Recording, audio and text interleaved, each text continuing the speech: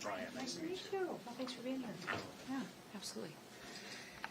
Good morning, everyone. Thank you for being here. My name is Kristi Noem. I'm the Secretary of the Department of Homeland Security. We're here in Nashville today to highlight some of the excellent work that the Department of Homeland Security has been doing with HSI and ICE officers and agents here in this area.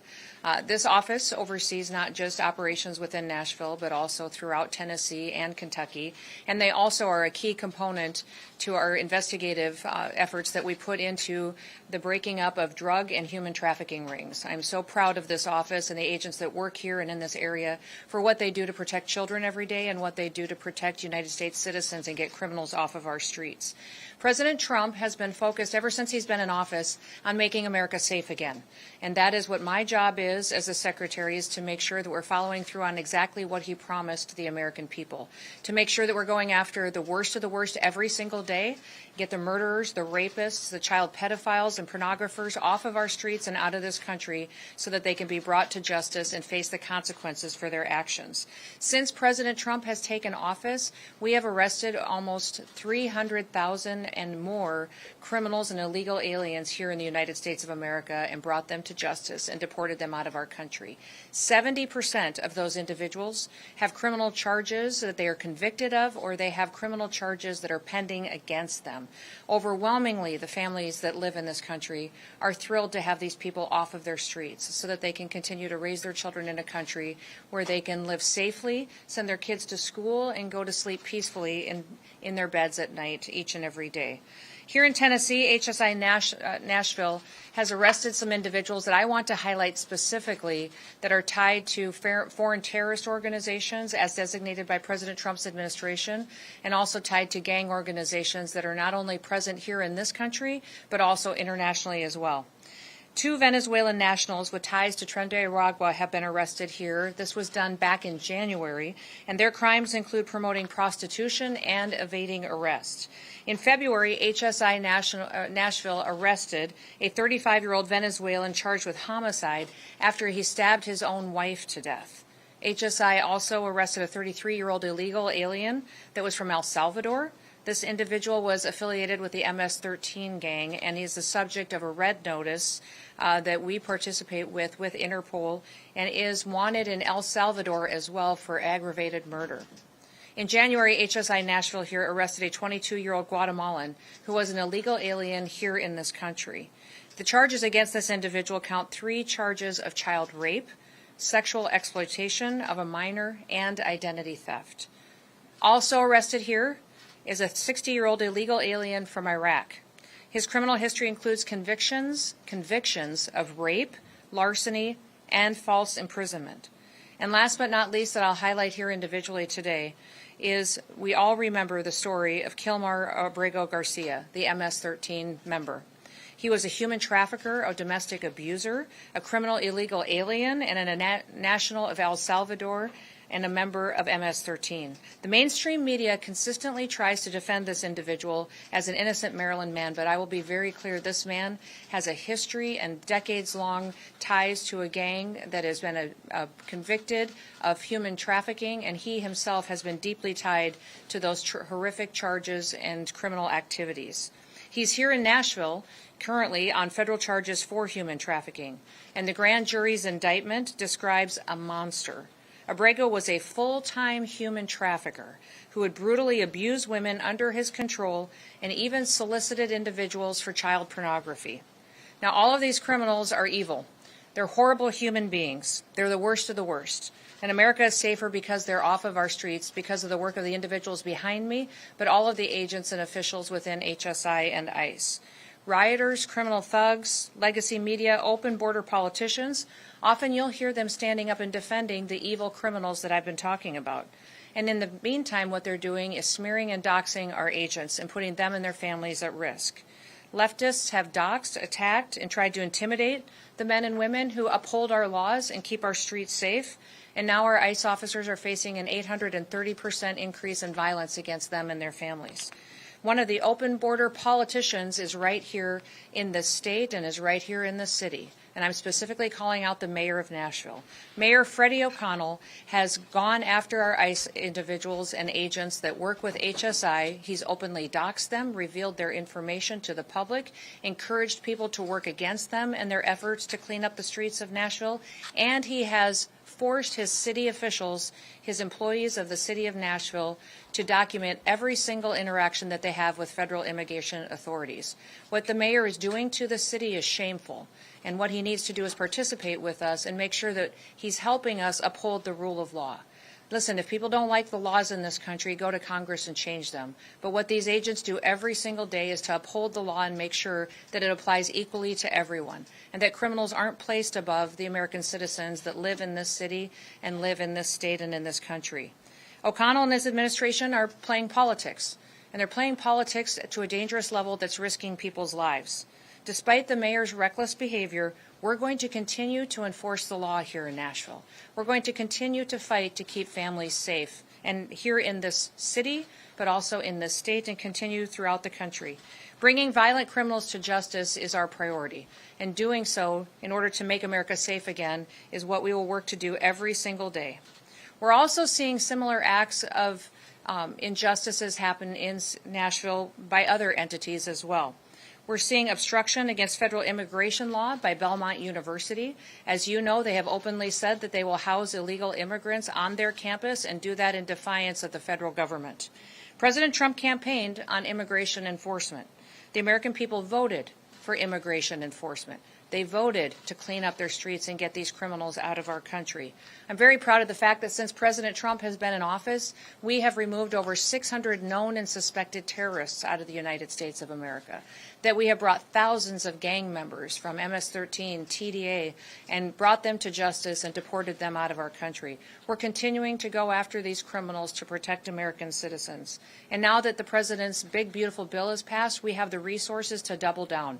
We will bring more agents to Nashville. We will bring more resources to this state. And we will make sure that even though politicians continue to play politics and try to lie about what the work is that we're doing to make America safe again, that we will continue to fight for the families that live here and make sure that these child pedophiles, these rapists, and these murderers are off our streets. We will never apologize for protecting the American people. President Trump is working hard every day to make sure that this is a country where the rule of law is applied equally to everybody, that illegal criminals are not placed above or prioritized above the American citizens that live here and work and are just pursuing the American dream. So with that, I will close and open it up to any questions that you may have. Yes, way in the back. So you said that there's an 830% increase in these attacks against ICE agents. Yes. We've seen a lot of rhetoric, heated rhetoric. One congressman saying that people need to be willing to bleed in their opposition to ICE. Who do you blame for this massive rise of violence against ICE agents? I would say it's the rhetoric of elected officials, of leaders, leftist organizations, and the media.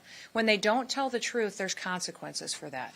When they don't talk about the facts of what's happening out on our streets and what the American people need, then it gets distorted and the information is used in a way that can undermine what the rule of law is. I would encourage every single media entity that's here today to go talk to an ICE agent about what their job is, what they've been told their priorities are, and what it's like for their family every single day to go out in the streets and try to go after these criminals.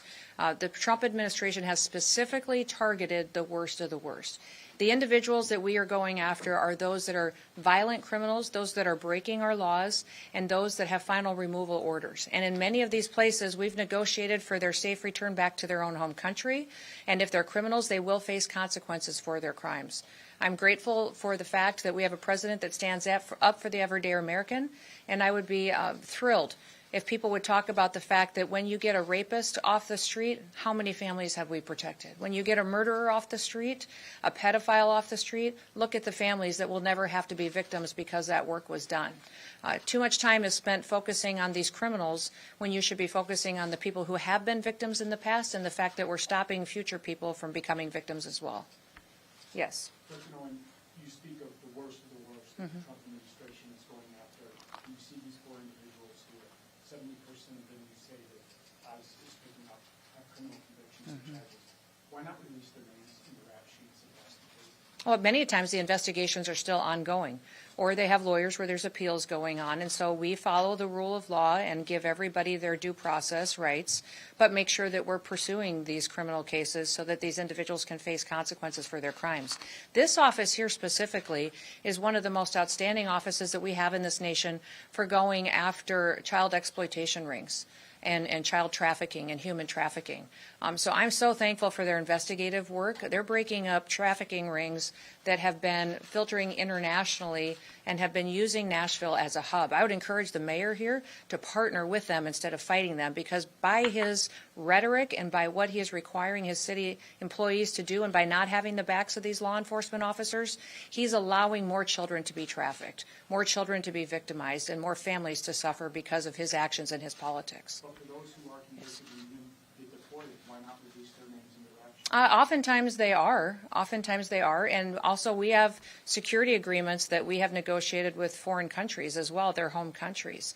I've been to probably 10 different foreign countries that most of these illegal criminals have come from, met with their presidents, met with their leaders, and negotiated them sharing information with us. Extradition agreements. We want the data on who they know is in our country that's dangerous, and then also when we return someone back to their country that is a criminal, that is a murderer or a violent rapist or abuser, that they're facing consequences in their home country as well. And I would encourage everybody, there's a lot of things being said in the media. If there is someone that's in this country illegally and they're concerned about being here and interacting with our immigration officials, go home. You have the opportunity today to go back to your home country. If you go home, we will buy you a plane ticket. We will, when you land, give you $1,000 so that you can get started on your feet and provide food and housing for your family. And you have the opportunity to come back to the United States the right way. You have the opportunity to come here and to pursue the American dream. But if you wait until you get detained by our officers and get encountered or are surrounded by individuals who are breaking the law and get deported, you will never get the chance to come back to the United States of America. And many of the times when I've traveled to these other countries and visited with their presidents and their governments, they have established now programs to help support their citizens that are coming back to their countries.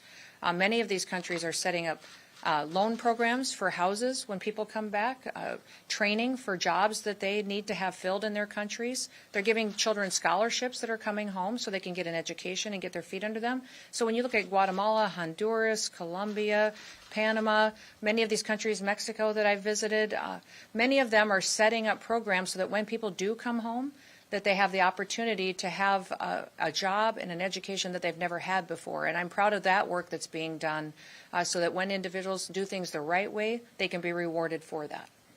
Yes. Madam Secretary, Tennessee has a lot of farmers that may rely on migrant workers to be able to yield their crops. So what's your message to them on what they should do? What I would tell them is we've got visa programs that they can participate in to help them with their workforce issues. The H-2A visa program is under my purview, and I don't have a limit on how many of those I can issue. I would encourage them to reach out, and we can help them meet that workforce if the need is there. Many times there's people in this country as well that are looking to fill positions, but I will be very clear in saying that there will be no amnesty under the Trump administration. That individuals who are here illegally, we're hopeful that they will come and do it the right way, and that we'll make sure that we streamline and get rid of the bureaucratic hiccups and things that have slowed down the process in the past. We are streamlining the paperwork process and the application process so it's much quicker and responsive to the needs that farmers have. Yes. Because you singled out Kilmar Habergo, I want to ask you about some of the witnesses giving testimony against him. 3 of these people have been deported multiple times. Now they're receiving some kind of pardon to stay in the U.S. Can you talk about who granted these permissions and why is this allowed for some of these people who have been deported prior, who have been convicted felons, to stay in the U.S.? Yeah, no, I can't speak to the specifics of how some of the case negotiations have been conducted, but I am grateful that this man is being brought to justice. He has a lifetime history of trafficking individuals and of taking advantage of minors, soliciting pornography from them, nude photos of them, abusing his wife, abusing other illegals, aliens that were in this country, women that were under his care while he was trafficking them. He's a horrible human being and a monster, and he should never be released free. All that is evidence that the judge finds hard to believe because it's based on the testimony of these 3 witnesses. I hope this judge does the right thing and brings this man to justice for the crimes that he has committed. The evidence is overwhelming, and this judge needs to make sure that he applies the law equally to every single person that shows up in his courtroom. And then I do want to ask you, because ICE operations are taking place predominantly in Latino communities. Can you speak And I wouldn't say that's true. You know, I would say that the media has highlighted operations like that, but we have operations ongoing throughout the country every single day in communities everywhere. So I would not say that anyone could show that they're highlighted in Hispanic communities. They're highlighted in areas that we know we have investigative work and casework to show that we may have enforcement mechanisms that need to be put in place because we have criminal activities ongoing. Well, my audience is predominantly Latino, so they kind of every day say they're fearful because a lot of people have been targeted based on their skin color, not necessarily. That is not their true. legal status. And so that has been another false narrative that has been put out there in the media that I absolutely want to throw back at you and say that is absolutely false, and don't you dare ever say that again. We have judges out there and other individuals saying people have been targeted that way, and it's not true. Every single operation that we do on ICE is based on investigative work and on casework to show that there is a reason and reasonable suspicion to go into an area and to talk and look at individuals that are involved in criminal activity. So because that is a narrative that people have been out there saying doesn't make it true, and it should not be repeated. Yes. Two questions. First one, just you mentioned the budget increase.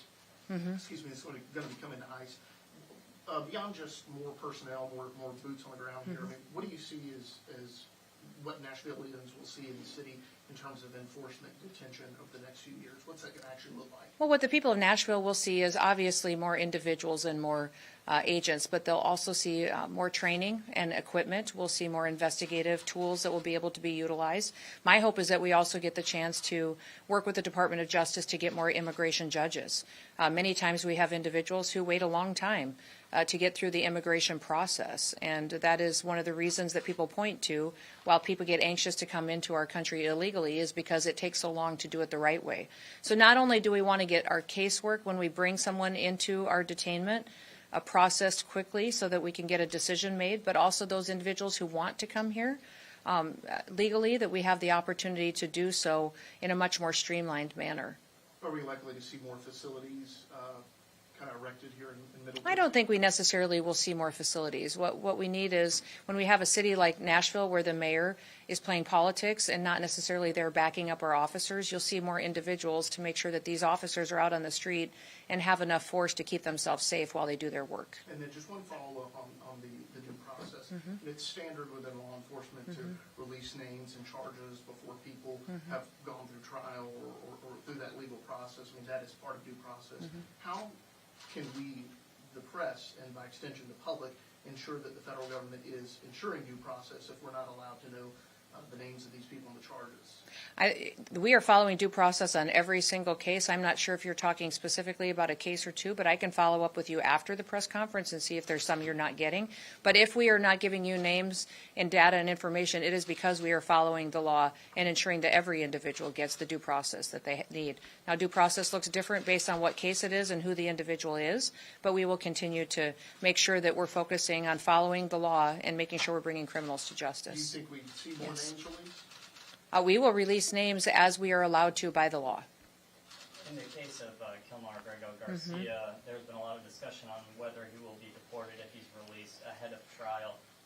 What's your perspective on whether to have him deported and potentially not stand trial because he'll be in another country? How would that work, and what's the perspective? He's standing trial now, and I hope he faces consequences for his crimes, and that will be something that we will be able to deliver for the people that have been victimized by him and his actions over the years. And then when that is done and that process is over, he should never be allowed to be free in the United States of America. So even if he goes home to his home country, my hope is that he will be incarcerated there for the rest of his life as well. Will he remain in the United States up until the point of trial? That's not under my purview, but my hope is that he would be able to face consequences for his crimes. Yes, ma'am. Thank you. Secretary, what do you think about the Dignity Act of 2025 that Republican Maria Vera Salazar introduced? Do you support it? Well, I've not read the act as she introduced it. I've talked to Maria extensively about it and her ideas in this legislation, and I think it's a great discussion for Congress to have. We'll continue to work with her and with the White House on what we can do to look at immigration law in this country and see what we can do to meet some of the needs that we have. Listen, immigration reform has been needed for many, many years, and I appreciate her and her leadership in bringing forward a bill that can start that discussion. Yes. Just talking about Kilmar Garcia, you've mentioned that he is, in fact, an MS-13 member. There was witness testimony that the attorney for Kilmar Garcia disputed that said that there were no signs or markings that he was, in fact, an MS-13 gang member. So what criteria has DHS used to, in fact, label him an MS-13 gang member? There's a large case built against Abrego Garcia, and people will continue to see that throughout trial, and they'll continue to see that throughout this case. I will say that him consistently being surrounded and working with those gang members to traffic individuals across the state for many, many years and working in conjunction with them and targeting individuals of rival gangs against MS-13 and even helping to help facilitate the murder of a mother of one of the rival gangs that is opposed to MS-13. All of that builds into a case of work that has been done for many years against this individual. He is a monster, and he is tied to a terrorist organization that has perpetuated violence against human beings for many, many years. My hope is that he will stand trial and get the consequences of his actions, and that justice will be served for his victims. And you brought up Nashville Mayor Freddie O'Connor, that he'd been going after ICE agents. I had an interaction with him when he said the real concern is not releasing the names of ICE agents, but the... No, that is a real concern. It is a real concern that he has jeopardized them and their families. They face violent acts. Their families are targeted. They're doxxed. Their personal information is put out there, and people are treating them horrifically. And he needs to stop and knock it off and grow up and act like a leader and start sending his law enforcement officers to have our backs. Because what we are doing is upholding the law. We are upholding the law every single day. If he doesn't like the law, go change it.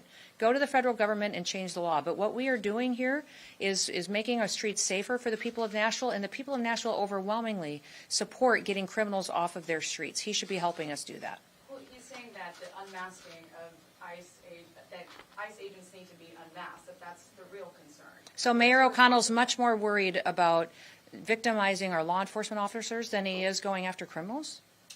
This guy's priorities are completely screwed up, and he doesn't deserve to be a mayor. He doesn't deserve to be in office. Yes. Secretary, do you have any specific information you can share with us about the number of additional agents or the additional resources you plan to bring to Nashville or Tennessee? Well, that analysis is getting done. We will have dozens of more officers and agents that will be here in the Nashville area. And we will continue to make sure that there are resources not just in Nashville, but throughout the state, and also this office covers Kentucky as well. So we will do an analysis of where we see criminal activity and where we need those individuals to make sure that we can have people go forward and do their operations and do them safely. Clearly, when there is a sanctuary city or there's a sanctuary state, we're going to have to put more federal officers there because there's not a cooperative agreement with the local and state law enforcement that has their backs and allows them to conduct their operations safely. So when you're looking at a city like New York City or Nashville or Chicago, Illinois, we're going to have to put more federal officers there in order to run our operations safely. But we have over 800 agreements across this country with other city, local, and state officials that partner with us every single day. And we're so thrilled to have those leaders in those cities being grateful that we're there cleaning up their streets and getting dangerous individuals off their streets. Thousands and thousands of mayors and governors and local officials and sheriffs and city council members across this country are partnering with us and working with us every day so that when we go out and do an operation, they have our backs.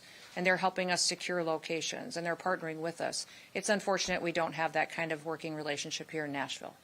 And last question. Madam Secretary, back in May, ICE agents cooperated with THP troopers for traffic enforcement stop.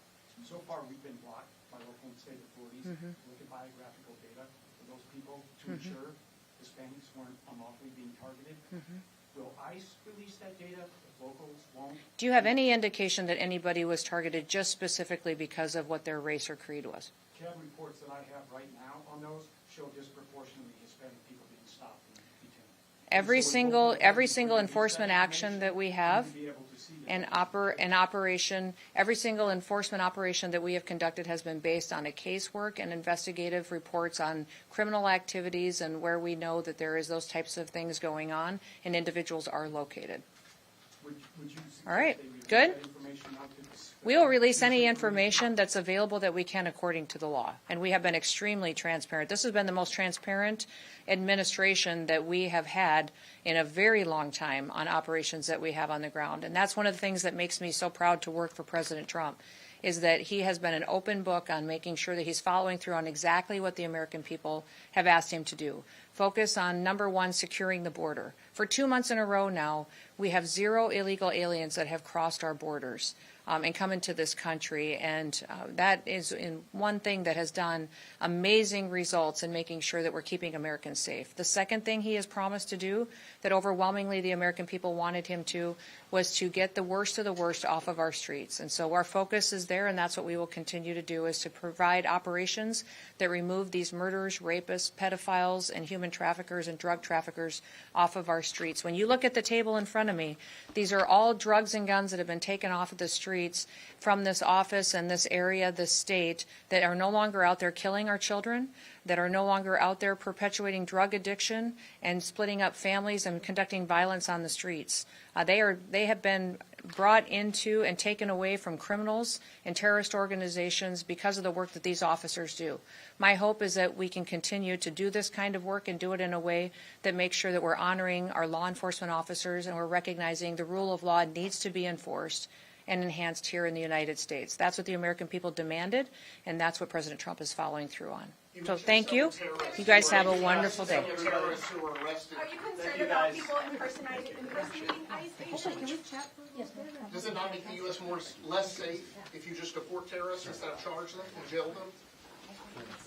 Thank you, guys. Appreciate it. Well done. You guys mind hanging out here? It's a tear down. So we'll guys for about 5